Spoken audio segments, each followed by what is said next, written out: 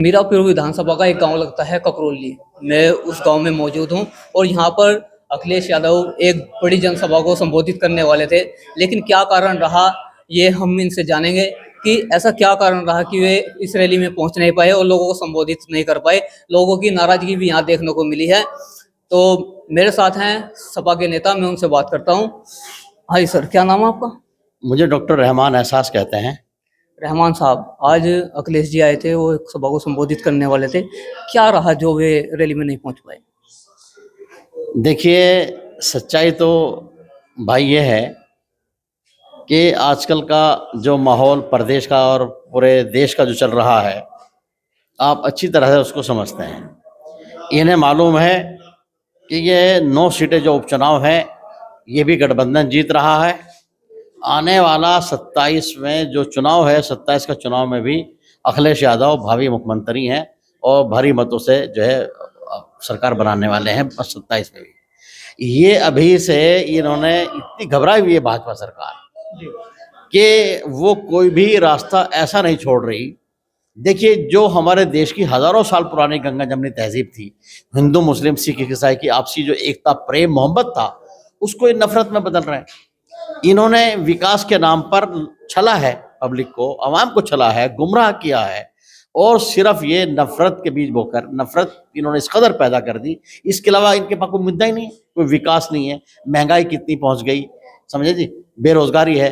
बच्चे वहाँ इलाहाबाद में मतलब जो है धरना प्रदर्शन दे रहे हैं रोजगारी के लिए, पेपर के लिए, पेपर लीक। तो मतलब महंगाई, पेट्रोल, किसान खेती के लिए कोई इनका वो नहीं, किसी गरीब के मजदूर के लिए इनके पास कोई प्लान नहीं है, कोई योजना इनके पास ऐसी नहीं कि जिससे हमारे प्रदेश का या देश का जो है आवाम उससे फायदा हो पाता। अखिलेश जी जब जब मुख्यमंत्री रहे हैं, जो है कितना उन्होंने हर बगैर किसी मजहब की तफरीक के, बगैर किसी हिंदू मुस्लिम के, उन्होंने हर बच्चे को, हर स्टूडेंट को, किसान को, गरीब को, मजदूर को उन्होंने जो है योजना चलाई, सबको उन्होंने फायदा पहुंचाया। ये घबराए हुए हैं, इनके पास कोई मुद्दा नहीं है। अब ये चाहते हैं कि किसी भी तरह से, अब इतनी बड़ी जनसभा थी, इन्हें पता है कि जो है कादिर राणा जी की जो पुत्र वधू हैं सुम्बुल राणा जी चुनाव जीत रही हैं, तो किसी तरह से चुनाव को प्रभावित कर दो। हजारों, कितने हजार लोग यहाँ मौजूद थे, सब इस इंतजार में थे, अपने नेता को सुनने के लिए आए थे। लेकिन उन्होंने इसलिए आने दिया गया कि भाई ये आएंगे, चुनाव को प्रभावित करेंगे। बहाना ये किया गया कि उनको 12:15 बजे पहुंचने का टाइम था, 15 मिनट कोहरे की वजह से वो लेट पहुंचे हैं, तो कह दिया गया कि ऐसा है, आपका टाइम खत्म हो गया। ये बहाना कर लिया। तो ये तो जानबूझकर। अब ये बताइए कि एक संवैधानिक कुर्सी पे बैठा हुआ मुख्यमंत्री, जिसने संविधान की कसम खाई है, संविधान की शपथ ली है, संविधान की शपथ लेने के बाद में वो हिंदू मुस्लिम कर रहा है, वो इस तरह की भाषा बोल रहा है कि बटेंगे तो कटेंगे। बड़ा शर्म की बात है, ऐसा नहीं बोलना चाहिए। हमारे नेता ने ये वो किया है कि जोड़ेंगे तो जीतेंगे। हमारे नेता ने वो दिया है नारा कि पढ़ेंगे तो बढ़ेंगे। हमें आवश्यकता है, आज हमारा हिंदुस्तान, जिसको हमारे पूर्वजों ने, हिंदू मुस्लिम सिख ईसाई सबके हमारे पूर्वजों ने इस देश को अपने खून की कुर्बानी देकर आज़ाद कराया था। तो ये देश हम सबका है, सबने इस देश को आज़ाद कराने में कुर्बानियां दी हैं। इस देश में, इस देश की आज़ादी में हर वर्ग का, हर मजहब के पूर्वजों का इसमें योगदान रहा, तो सबका है।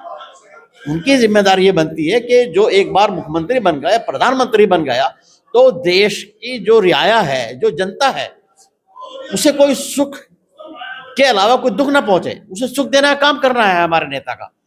जो हमारा नेता है, जो हमारा मुख्यमंत्री है, उसे चाहिए कि देश की में जो प्रॉब्लम है उसको दूर करे। लेकिन कुछ नहीं, सिर्फ हिंदू मुस्लिम पे और कब्रिस्तान, हिंदुस्तान पाकिस्तान, इस नाम पर वो आपस में जोड़ रहे, मतलब तोड़ पैदा कर रहे हैं। तो इसलिए आज उनकी कैंसिल बहाना कर लिया कि टाइम पर नहीं पहुंचे। अगर अखिलेश जी आज सभा में नहीं आए हैं तो क्या लोगों में इसकी नाराजगी रहेगी? नहीं, मैं समझता हूं कि सब लोगों को इसका रीज़न पता चल गया है, पता चल जाएगा। कोई नाराजगी नहीं रही बिल्कुल भी, और लोग गठबंधन को ही वोट करेंगे। क्या इसके बाद में अखिलेश जी यहाँ पे जो चुनावी सभा तो नहीं हो पाई किसी कारण, क्या रोड शो करेंगे? नहीं नहीं, अभी जो सूचना मिली है, वही सूचना मिली है कि 18 में वो आएंगे। 18 मई।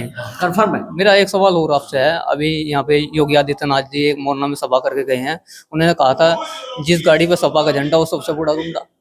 बहुत बहुत गलत बात है। देखिए योगी जी कब क्या कह देते हैं, उन्हें इस बात को एहसास होना चाहिए। कोई भी बात जबान से निकालने के लिए जो संवैधानिक कुर्सी पर बैठा है उसको बहुत ही सोच समझ कर बोलना है। उसकी किसी जबान, एक एक बच्चा, एक एक देश का वासी सुनता है कि हमारा मुख्यमंत्री क्या बोल रहा है। इस तरह से जो नफरत की बातें वो करते हैं उसको कोई पसंद नहीं करता। हमारे हिंदुस्तान का, उत्तर प्रदेश की बात नहीं कर रहा हूँ, हमारे हिंदुस्तान का जो सेकुलर हिंदू है वो भी इस बात को पसंद नहीं करते कि हमारे योगी जी और मोदी जी जो नफरत की बातें कर रहे हैं गलत कर रहे हैं। एक उन्होंने एक उनसे मुझसे बोलते हुए उन्होंने एक बात और कही थी, जहाँ दिखे सपाई वहाँ बेटियां घबराई। ये क्या? ये भी बहुत गलत बात है। आप देखिए कि जब से योगी आदित्यनाथ मुख्यमंत्री बने हैं क्राइम किस कदर बढ़ गया है, बहनों की, बेटियों की कितने रेप हो रहे हैं। मैं गिनवाऊंगा तो 50 नाम गिनवा दूंगा आपको। उन्हें तो शर्म आनी चाहिए ये बात कहते हुए, उन्होंने कोई कंट्रोल नहीं किया। और उनकी सरकार में तो बेटी, बहू, बेटियां बिल्कुल भी महफूज नहीं है। रोज जो है उनके साथ बलात्कार हो रहे हैं। डेली दलित की बेटी या किसी गैर दलित की बेटी के साथ रेप किया जाता है। रेप करने के बाद उसको जो है मार दिया जाता है। डेली अखबारों में आ रहा, डेली की सूचनाएं मिल रही। आप डाटा उठा के देखिए कि कितना बड़ा ग्राफ ऊपर चला गया है कि बेटी महफूज नहीं है, महिलाएं महफूज नहीं है। कितना महिलाओं के साथ अत्याचार हो रहा है, बलात्कार हो रहे हैं, उनकी असमझदारी हो रही है, उनके साथ रेप हो रहा है। ये तो रिकॉर्ड मौजूद है सरकारी, उसको उठा के देखिए। ये बेटी बचाओ और बेटी पढ़ाओ की बात करते हैं, आपको वे उसको किस नजरिए से आप देखते हैं? देखिए ये भी नारा बिल्कुल खोखला है। जहाँ तक इन्होंने सारे नारे दिए सब नारे खोखले हैं, सिर्फ नाम के नारे हैं। कोई भी इस तरह का कोई कामयाब स्कीम नहीं इनकी जो ये इस तरह के नारे दे रहे हैं। क्या आने वाले चुनाव में यहाँ से सुम्बुल राणा जो प्रत्याशी बनाई गई हैं सबसे, क्या वो यहाँ से भारी मतों से जीत पाएंगे, विधायक बन पाएंगे यहाँ से? हाँ, देखिए जो सेकुलर हिंदू है विधानसभा मीरापुर में, हमारे गुज्जर समाज हो, जाट समाज हो, पाल समाज हो, या आपका सैनी समाज हो, या अति पिछड़ा जो समाज है, दलित समाज है, वो इस बात को समझे हुए हैं कि हमारा हिंदुस्तान का जो संविधान है वो खतरे में है। संविधान को ये चेंज करना चाहते हैं, संविधान में तोड़ फोड़ कर रहे हैं ये। इसलिए ये एक किसान, अवाम सब इस बात को समझ गया है कि हमें इस बार सुम्बुल राणा जी को वोट देकर उसको विधायक बनाना है। हालांकि इस जो उपचुनाव है, इस चुनाव से जीत हार नहीं होगी, लेकिन ये तय करेगा कि इस 2027 में अखिलेश यादव जी मुख्यमंत्री बनने जा रहे हैं। एनडीए गठबंधन से यहाँ पे मिथिलेश पाल को चुनावी मैदान में उतारा गया है, जबकि पीडीए से सुम्बुल राणा जी को चुनावी मैदान में उतारा गया है। तो क्या दोनों महिला किस नज़रिए से देखते हैं, दोनों कौन सी चुनाव ज़्यादा अच्छा लड़ पाएंगी? क्योंकि जहाँ तक बात करूँ सुम्बुल राणा की, तो उनका कोई पहले वो ना कोई इलेक्शन लड़ पाई हैं, तो इसे किस नज़रिए से देखते हैं? देखिए ऐसा है कि मिथिलेश पाल जी यहाँ पहले उपचुनाव जीती हैं और लोगों में नाराज़गी उनसे ये है कि जब वो यहाँ रही हैं तो लोगों के कोई काम विधानसभा में नहीं कर पाए। ऐसी ऐसी सड़कें मैं आपको बता दूं जो 20-20 साल से टूटी पड़ी हैं। आप इधर बिंदौर से जब आते हैं, बीआईटी से लीजिए भेड़े तक का, उसमें गड्ढे ना हो, गड्ढे ही गड्ढे हैं, सड़क नाम की नहीं है। ऐसे 20-30 में आपको विकास जहाँ नहीं हुआ, जो विकास की सख्त जरूरत थी, जब ये विधायक रही है करा सकती थी। और आज चूँकि वो भाजपा से आई हैं, लोगों में काफ़ी नाराज़गी है कि भाई ये तो कैंडिडेट हमारा लोकदल का होना चाहिए था और भाजपा का तुम आपने सिंबल तो जो दे दिया, आपने लोकदल का दे दिया, समझे, प्रत्याशी भाजपा का दे दिया।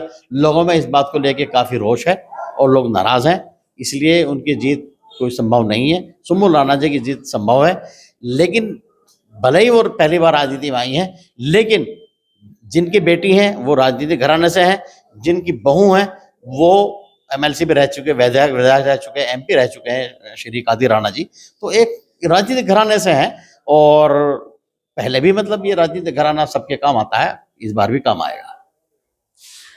सभा के जो वरिष्ठ नेता है हमारे साथ में मौजूद थे, उन्होंने बताया कि जो अखिलेश की जो चुनावी सभा थी वो उसमें नहीं पहुंच पाए हैं, इसका कोई असर जनता पर नहीं पड़ेगा, यहाँ के मतदाताओं पर नहीं पड़ेगा। मैं Rahul Kumar Prajapati, A to Z news today, Muzaffarnagar.